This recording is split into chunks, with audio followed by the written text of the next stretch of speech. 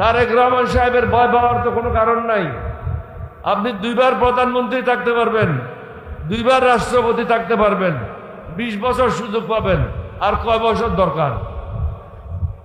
তাহলে যারা আপনাদেরকে কুপরামর্শ দিচ্ছে তাদের কথা কেন শুনছেন? সংস্কারগুলি প্রয়োজন দেশের মঙ্গলের জন্য, এটা কোনো জামাতের জন্য না, 11 দলীয় জোটের জন্য না।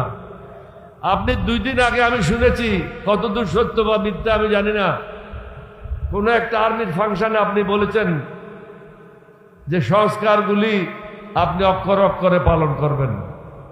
তাহলে আপনি সেটা যত দ্রুত সম্ভব করেন না কেন? চারিদিকে শত্রু রেখে আপনি বাঁচতে পারবেন না, আপনি রেহাই পাবেন না। আপনি অন্তত বিরোধী দলের সাথে বন্ধুত্ব করেন। বিরোধী দলের সাথে বন্ধুত্ব করার একটাই শর্ত, সেটা হলো আপনারা আমরা মিলে যে দস্তখতটা করেছি, সেই দস্তখতটা হলো জনগণের পক্ষ থেকে এবং জনগণের রায়ের মাধ্যমে অনুমোদন দেওয়া হয়েছে, সেটা হলো সংস্কার। আর ব্যক্তিগত জীবনে আমরা স্বস্তি চাই, হারামজাদাদের হাত থেকে মুক্তি চাই, যাদের কারণে দেশে অশান্তি তাদের হাত থেকে মুক্তি চাই, বিদেশি দালালদের হাত থেকে মুক্তি চাই, তাদেরকে চিহ্নিত করেন। আমি শুনেছি আপনি ইতিমধ্যে সচিবালয়ে যারা দালালি করে তাদেরকে চিহ্নিত করতেছেন। আপনি কেন চিহ্নিত করেন না?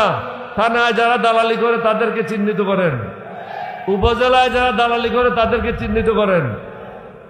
এবং আমি শুনেছি কিছু কিছু বাহিনী যাদের দায়িত্ব হলো শুধু সামরিক সশস্ত্র বাহিনীর অভ্যন্তরে কাজ করা, তাদের প্রতিনিধিরা উপজেলায় পর্যায়ে কেন? ওখানে তো কোনো উপজেলা পর্যায়ে প্রয়োজন নাই। যার যেটা কাজ সেটা ডিফাইন করে দেন, নির্দিষ্ট করে দেন। বিভিন্ন থানায় ফোর্সেস ইন্টেলিজেন্সের লোকেরা পদায়ন হয়েছে। কি কারণে? ফোর্সেস ইন্টেলিজেন্সের কাজ কি?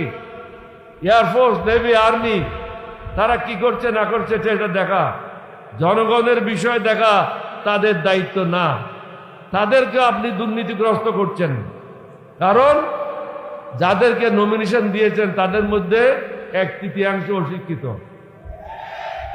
আর 1/3 হলো লুটেরা, যারা আমাদের টাকা লুণ্ঠন করেছে তাদের সাথে প্রেমপ্রীতি করছেন। দরকার হবে না, আমি শেষ করতেছি। যারা আমাদেরকে ধ্বংস করেছে তাদের সাথে মহব্বত করছেন। ব্যাংকে কোনো টাকা তো নাই, এটা হলো আপনাদের টাকা, জনগণের টাকা লুণ্ঠনকারীদের সাথে, তাদের সাথে কিসের মহব্বত? হাত পা ভেঙে গুঁড়া করে দেন, যাকে যেখানে পান ধরেন। এখানেও যদি কোনোখানে পান তাদেরকে ধরেন, হাত পা গুঁড়া করে দিয়ে থানায় সোপর্দ করেন। এরা হলো দেশের শত্রু, জনগণের শত্রু। আপনারা যারা আসছেন এখানে, আপনাদের একটা নীতি আছে, নৈতিকতা আছে, আপনারা দেশে সুশাসন চান। এর বাইরে যারা আছে, যারা এগুলি বিশ্বাস করে না, তাদের বিরুদ্ধে অবস্থান গ্রহণ করেন। আপনাদের সবাইকে ধন্যবাদ। আমি চট্টগ্রামবাসীর পক্ষ থেকে যারা এখানে মেহমান, বিভিন্ন জেলা থেকে এসেছেন, বিভিন্ন দলের মেহমান, সবাইকে আন্তরিক ধন্যবাদ এবং মোবারকবাদ জানাচ্ছি। এই বলে আমি আমার বক্তব্য শেষ করছি। আসসালামু আলাইকুম ওয়া রাহমাতুল্লাহি ওয়া বারাকাতুহু।